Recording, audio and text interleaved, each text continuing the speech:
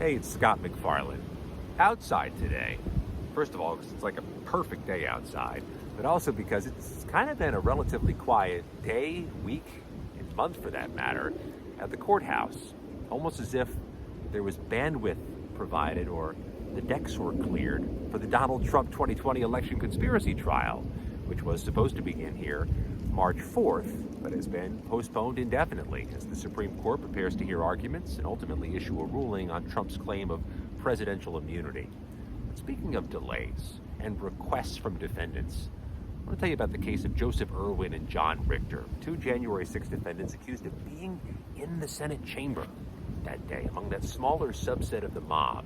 Both of them went to trial by judge, not by jury, and in the coming days are to hear their verdict.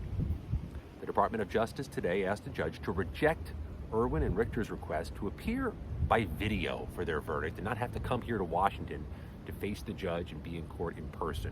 Richter and Irwin's defense argued that there's an expense issue and a logistical issue, that they are on the no-fly lists because of the January 6 cases, and that they must drive to D.C. 10 hours for one of them from Kentucky, 19 hours for the other one from Florida, and that they should be given permission to do the verdict at least by video.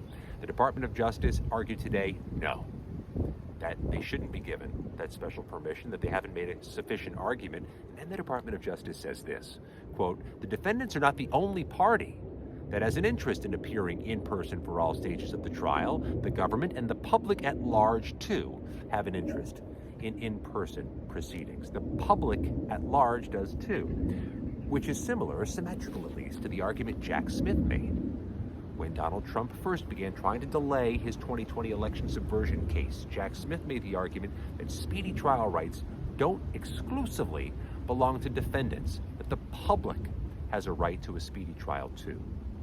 So far, Jack Smith has not succeeded in that argument about the public. We'll see, potentially in short order, whether Joseph Irwin and John Richter's argument succeeds too.